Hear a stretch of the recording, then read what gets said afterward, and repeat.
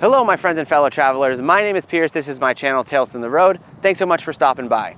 Today, we're doing Golden Hour in Marrakesh, and today I'm going to tell you about a beautiful region of Morocco that many people like to travel when they come to this country, and that would be the Sahara Desert and the mountain valleys of southern Morocco. I just came back from a 7-day trip down there, and I'm ready to report to you all the amazing things that you can do, how you should spend your time, and what you're going to find in this region of the country. If you're interested in Morocco in general, I have a Greater Morocco travel guide which talks mostly about the north and the coastal part of Morocco. But today, because we're standing in the desert, we're going to be talking about the desert. So if that sounds good, let's get Moroccan. So as we always do with these videos, and because the Sahara is so interesting, let's talk a little historical and geographic background so we can get to know this area of the world a little bit better before we go. So as we all know, and if you're planning on going to Morocco, you're going to find this country in North Africa, bordering Algeria to the east and Mauritania to its south. So at this point in my travel experience, I spent about 3 months total in Morocco. 2 months exploring the north and the coastal parts of Morocco, and about 1 month now in the south, with my major trip the last 7 days going to the Sahara region. What I can say is that the south definitely has a different vibe than the north for a bunch of different reasons, both historically based on who settled there, who moved there, who conquered people, but also just based on the climate in general. The desert and the mountains, the ruggedness that you find in the Sahara region, which is a big contrast to the greener and more fertile northern part of Morocco and the part of Morocco that is adjacent directly to the sea. The historical context that I think is important for the Sahara region in particular, that the people that you find there have very distinct cultural identities. Number one, the Berber people, the Tamazight people, inhabit this region, and when you go to many of the cities in this Sahara region, you're going to find people speaking Berber, Tamazight, Amazigh, depending on their dialect, as a first language, Arabic, the Moroccan Arabic, Darija, as their second language, and then English or French as their third language. When traveling in this part of Morocco, French is extremely helpful, as many Moroccans in general do speak French, especially in the southern half of the country, although many people are starting to learn English, and you'll find menus and tour guides definitely providing English services as well. The people known as Berber or Amazigh are the native indigenous people of North Africa. These were traditionally nomads or small agricultural communities that inhabited the region north of the Sahara Desert and interiorly to the Sahara Desert. The Berberaphone people, the people that speak the Berber language, span from Morocco all the way to Egypt. They inhabit the northern parts of Niger, Mali, and share a lot of common ancestry with people like the Tuareg, who were the Sahara people that transported things from sub-Saharan Africa to northern Africa and to Europe thereafter. That means that the people who inhabit the Saharan region of Morocco have a very different outlook on life, marginally different practices in the home, different food culture, different vibe in general than what you would find in the major cities like Casablanca, Rabat, or Tangier. With that being said, and also to my surprise, you'll find a lot of Jewish ancestry in this region that's been left over the centuries, even though the Jews are no longer here anymore. What was explained to me is that Jews made their way to the Saharan region of Morocco over 2 diasporas. First being a diaspora community of Jews that came directly from Jerusalem after the destruction of the Second Temple by the Roman Empire. The second being Jews that had to leave Spain during the Spanish Inquisition in the 1400s. This means that when you make your way through the valleys, through the small towns, you're going to find lots of mosques, but you're also going to find lots of old synagogues that are now taken care of by Muslim sort of synagogue keepers, which I find very interesting. Many of them also like to tout that everyone in Morocco at this time, whether it was Christian traders, Muslims, Jews, Amazigh, Arabs, everyone kind of lived together with no problems. Obviously, political situations are different now, but in general, they still like to keep this part of history alive, and it's very interesting to see when you go. You have a lot of different, diverse things to visit on this region, culturally speaking, is what I'm saying. I'm not sure if you guys are seeing this, but I am getting absolutely obliterated by flies here in Morocco. And if you're not a fan of flies, this is definitely a problem that I've experienced in the southern part of Morocco. The flies, they just come after me, and it's like there's not much you can do, but that is life, right? Woo! I forgot to ask when I first started recording, but if you could like and subscribe to the video, that would be super helpful for me. Thanks, let's get into the practical information. All right, so now onto the practical information. Let's start with money. In Morocco, you're gonna use the Moroccan dirham, and 1 Moroccan dirham trades basically 10 to $1 more or less. So 20 Moroccan dirham, you've got $2. Morocco is more expensive than it used to be. I was here 3 years ago and it was pretty cheap. For American standards, obviously reasonably expensive for Moroccan standards. And now with inflation, everything has gotten, I don't know, almost double the price, or at least 1.5 times the price, which makes it incredibly expensive for Moroccans and You know, it's not gonna break the bank for an American with an American salary, but it's certainly not as cheap as it used to be. When you're traveling through the Moroccan Sahara, you're gonna find that guest houses are probably where you're gonna be staying, and the guest house price per night on the lower end is gonna be around $30 per night for a pretty standard room. On the higher end, all the way up to $100, depending on how nice, of course, the hotel that you're looking to stay in. Food prices in this region are either cheaper than you would find in a major Moroccan city if you go to a normal restaurant in the city. If you're eating at a guest house, you're actually probably gonna pay more for dinner than you would in a typical city like Marrakesh. The typical dinner we were paying in guest houses was between 10 and 15 US dollars per person. Transportation. So what I would say, if you're gonna explore the Moroccan Sahara, you have two major options.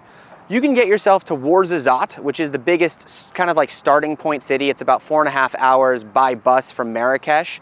And that's gonna be a good launching point for visiting the rest of sort of southeastern Morocco that borders Algeria, and gonna give you good vantage points into the Sahara. In Ouarzazate, I would recommend renting a car. I rented a car for 5 days and I paid 100 US dollars, so about $20 per day. The gas in Morocco is actually kind of the same price as it is in the US, and I paid about $50 to fill up the tank. The price that I paid actually got me an automatic, which is even better, because sometimes like in certain countries you have to pay more for that. And as an American, I can't drive a manual because of course we don't learn when we're younger. But the car I got worked out. It was really nice and it was really easy to drive. The roads in Morocco in general are pretty good, so you certainly don't have to worry about like sketchy roads, potholes. It only depends if you're planning on going off the beaten path a little bit, like driving into the Sahara yourself. Probably look for a 4x4 car if you can get one.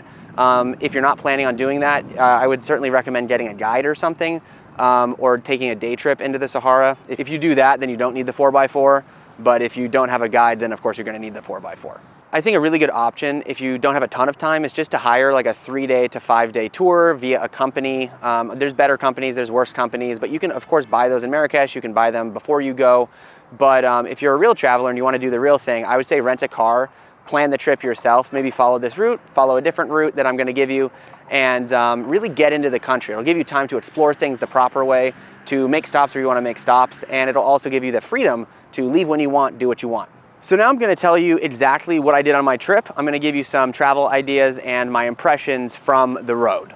So basically, I started my trip in Marrakesh here, and I took the 4-hour and 30-minute bus to Ouarzazate. Not exactly sure how to say that correctly. This is a desert city. This is also a city where they film a lot of famous movies. It's like a cinema city. And if you have a movie regarding the Middle East, maybe Gladiator, maybe something on Mars, you're gonna find a lot of these studios and these movies from Ouarzazate, because it actually looks very much like the desert in New Mexico, where I'm from. Red rocks, very deserty, very brown, and it also has a lot of these older sort of Moroccan style buildings sort of close to it. So if they're doing Middle Eastern productions, a lot of it's done in Ouarzazate.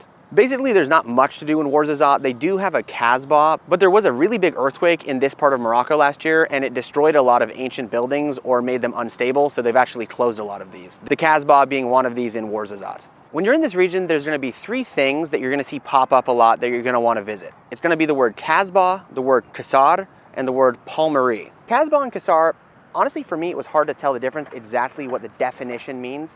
Both of them are old fortified buildings that either held one large family or an entire village. You can find Kasbahs also in northern Moroccan cities, like if you go to Tangier, there's a beautiful Kasbah that's overlooking the Mediterranean Sea.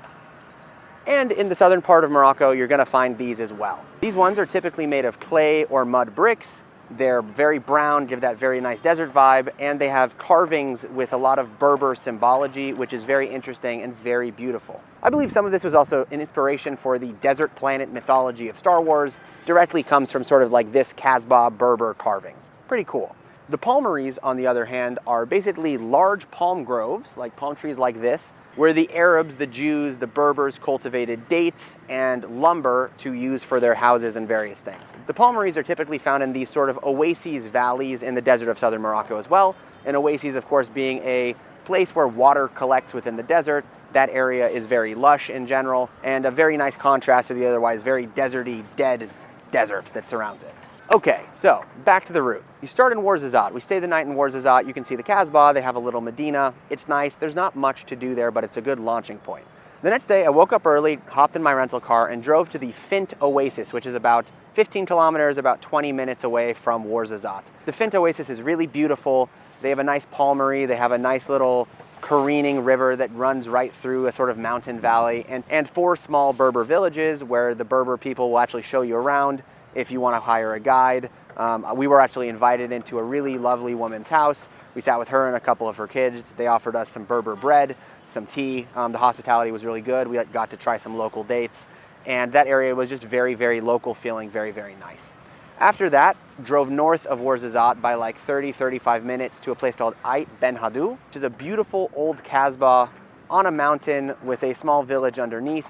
There you can try really nice local food. You can walk through and buy a lot of very cool local knickknacks. They sell scimitars, they sell old Berber and Jewish jewelry, they sell doors, they sell basically everything that you could possibly want, including really nice jewelry.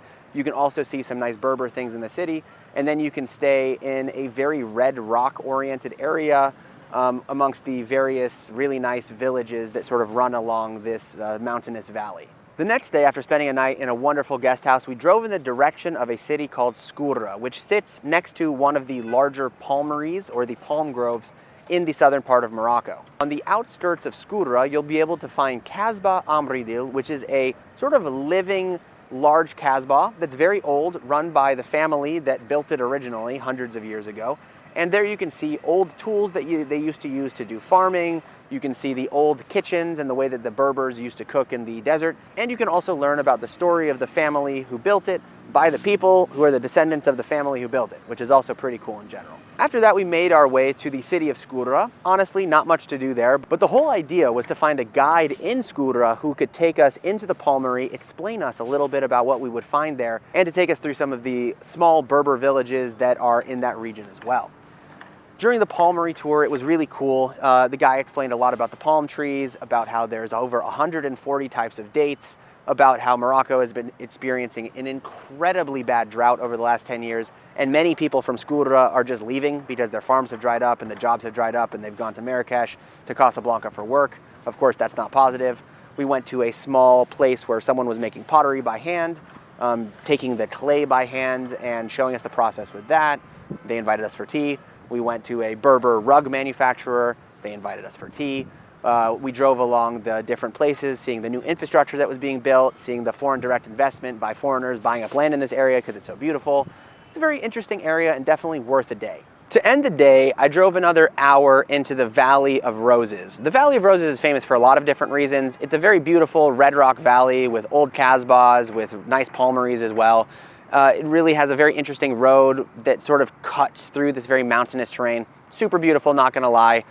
We didn't spend much time there, but this is a good place if you want to buy saffron, rose products, all this sort of incense-related Moroccan stuff. It all comes from this region, and it's very beautiful in general, and it's definitely worth the trip checking out. And you can also do some nice hikes in this region, especially if you go a little bit further down the road than we personally made it. The following day, after spending the night in the Valley of Roses, we had our Gorge day. And now there are 2 major gorges you can visit on the Sahara route. You can do the Dades Gorge, which is the one that we did, which is marginally closer to Skoura, or you can do the Todra Gorge, which is marginally farther, which is by a city I think called Tingir, which is another launching point city of which you can discover a lot. There are pros and cons of the Dades Gorge versus the Todra Gorge. The Dades Gorge was basically very similar to Antelope Canyon if you've ever been there in the United States. It's a slot canyon, it's red rocks, and we went to a place specifically called the Monkey's Hand or the Monkey's Paw, which is a very unique rock formation that sits along the gorge, very carved out by erosion, and it really has these nice mountain town vibes as well. We found a local guide, we just showed up, we paid him $20, and he took us on about a 2.5-hour hike all the way through the gorge to a viewpoint and then back around. Super worth it, a great way to start your day. And you can do something very similar in the Todra Gorge. The Todra Gorge, I believe, is narrower and higher, in some sense a little bit more sheer, whereas the Monkey's Paw route or the Dades Gorge maybe has more of a varied background of things that you can see. The Todra Gorge also is marginally less touristy than the Dades Gorge, so you can also take that into consideration. Up to this point through the journey, I would like to also mention that the driving was also totally fine, except in the Valley of the Roses. mostly because people in Morocco drive really aggressively, and I was sort of getting run off the road on this small one-way paved road in the Valley of the Roses, and it was actually quite sketchy. Other than that, the driving was really easy.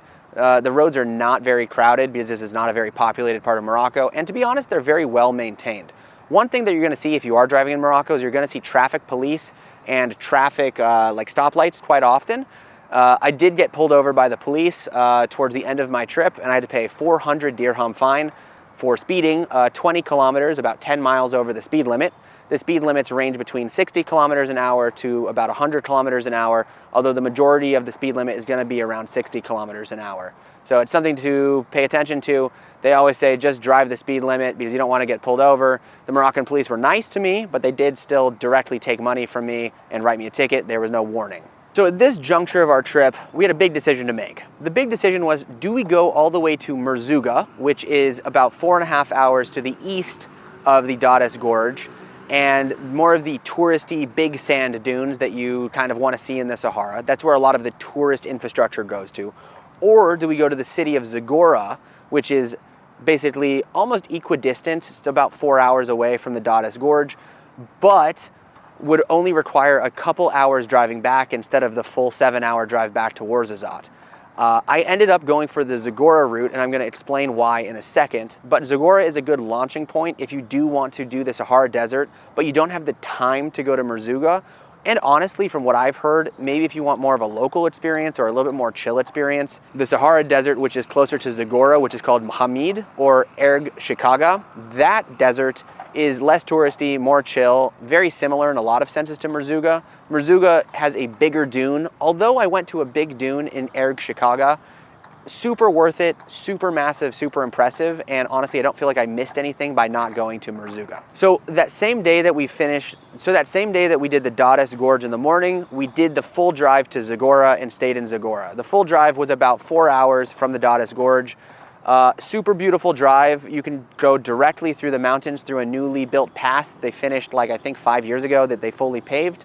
You can go around on the major highways. We went directly through the mountain pass. It takes you really off the grid and gives you a really impressive view because you sort of go up this mountain, then you cruise down this sort of volcanic mountain down towards Zagora, and then you go through the Draa Valley, which has really old kasbahs and palmeries. It's really gorgeous, this drive. And then you get to Zagora, which is the biggest city in the southern region of Morocco, and the launching point of which you're going to take your tour or your individual like adventure into the desert via Mohammed. What we did is we stayed at this guest house. The guest house was really nice, run by a bunch of local guys, and they sold us a tour. We did a lot of research on how much the tours were going to cost, but the general cost if you're going to take a 4x4 all the way directly into the desert is going to be somewhere in the ballpark of 1,500 Moroccan dirham, about $150 per person. It sounds expensive, but all of these sort of guest house and the tents, the Bedouin tents, the bivouacs that are operated by the Berber families, they're locally owned and they're expensive to maintain. So they're expensive for tourists, and that's a pretty normal price. What you're going to get for that 1,500 is you're going to get a 4x4 basically down from Zagora to Mohammed. We saw an oasis on the way, stopped at a kasbah, and looked at some other traditional Zagoran pottery with this very interesting green exterior. And then they drove us about 3 hours out into the Sahara Desert. And honestly, the sand dunes, there's small dunes called the Jewish dunes, and then there's big dunes, Erg Shikaga. It's actually pretty far, about 3 hours really realistically by car from Mohammed or from the road that we ended up taking. Once you get out there, the package that we ended up booking, you get a tent with a bed, pretty basic. They give you tea, they give you dinner, you get to spend the night in the desert. We took a camel ride. It was honestly pretty unimpressive. And then in the morning you wake up and then they drive you back to Zagora. It's honestly a really good deal. I wouldn't really want to drive out there myself. There is absolutely no road signs, no nothing out there. I have no idea how this guy knew where he was going. Obviously he's a local guy, he has cousins all over the place. Everybody knows each other out there. But in general, very impressive. Like 2.5 hours just into the desert, ended up exactly where he was supposed to end up. Very impressive. The vibe of the Sahara is very nice. It's a quiet place. It's a place of reflection. It's a place where you sit by the fire and chat with people. It's a place where you have really humble food. And it's just like sort of a nice ending experience, because honestly the chaos that you find in Marrakesh and the other bigger cities of Morocco, there's not as much chaos that you're going to find in the southern Sahara region. The people and the vibe is slow going. The roads are not so crowded, the cities aren't so crowded, and there's a general calmness that you find there that's peaceful and very wonderful. Our last night before we went back to Ouarzazate to go back to Marrakesh, we ended up visiting just another Kasbah on the way through the Draa Valley. The Draa Valley, D-R-A-A, is a really beautiful place in general. It's got the palmeries, it's got old Kasbahs that you can explore, it's got really friendly people. It is a very poor region of the country, and you're gonna see the real Morocco when you're there for sure. And we ended up staying in a place just outside a city called Agdez, which is about an hour from Ouarzazate. And the city we stayed in was called Tamnougalt. And it's one of the largest, oldest caravanserais or trading posts that connected the ancient kingdoms of Mali and Timbuktu to the greater Moroccan area on the way to Marrakesh. This is a big Kasbah, but it's completely destroyed now. But there are guest houses inside, which are very interesting. We had a really friendly guest, and we stayed in his house, and we had a wonderful dinner, tagine, and really homemade vibe. And it's just a very traditional, very interesting place, you know, a place that is very poor, but with a lot of history and a lot of very unique vibes. And I would recommend staying in a place like this when you're out there, a place that's not a commercial guest house, just because it's like, you really get to feel the culture, you really get to feel the cities, the experience, breathe a little bit of the history, walk a bit of the roads that so many people have walked. And there's something really beautiful about that as well. The last day, we woke up, hopped in the car, dropped off our rental car at the Ouarzazate airport, took a taxi back to Ouarzazate, and went back to Marrakesh. So I would say 5 days is the minimum amount of time you're gonna need to see what you wanna see in this region. I would give it 7 to 10 days. If I had 10 days, I probably would have added a couple things. I would say if you go to MERZOUGA, you don't need to go to Erg Shikaga. If you go to Erg Shikaga, Mohammed, you probably don't need to go to MERZOUGA. MERZOUGA is farther away, Erg Shikaga is closer. I really like the vibe at Erg Shikaga. The Sahara vibe was very beautiful. The people were very friendly, and Zagora in this area were very friendly. And honestly, it's gonna be way less touristy than going to MERZOUGA, so I'm not gonna overly recommend this area because I haven't been to MERZOUGA, but from what I heard from people along the road, and the people that live in this general region when we were sort of planning this out, is that MERZOUGA is more expensive and more touristy, but the dune itself, the dunes are more impressive in some sort of sense, like larger. But Erg Shikaga, the one that we ended up going to, has a lot of positives. It's just the dunes are marginally less impressive, but having been in those dunes, pretty impressive. I'd color me impressed. So I would say that in general, this region, super safe to travel in, really good value, really easy to drive in. The locals are super friendly. They're not super like money hungry like they are in Marrakesh. That's something that they kept saying when we were there. They said, it's not Marrakesh, calm down, have a tea, everything's good. You're gonna drink a lot of tea. You're gonna eat a lot of bread and honey and apricot jam in the morning. You're gonna eat a lot of tagines because all the guest houses basically have the same 5 dishes. And you're gonna have a very unique experience. If you're from the Southwest like me, like New Mexico, this part of the country is not going to be the most impressive thing you've ever seen just because it looks sort of like that. But the culture is magnificent, the people are super nice, and it's a really good value for a trip in comparison to many places in the world. So you definitely can't beat that. So before the flies completely eat my face, I'm going to call it a day for this video. I hope you found the information helpful. I really like making these travel guides. We're going to have a lot more travel guides and a lot more cool other YouTube content coming up, so make sure to stay tuned for that. If you haven't already done it, make sure to like and subscribe to the video. Helps me out for sure. And I will see you guys in the next one. Assalamu alaikum, my friends.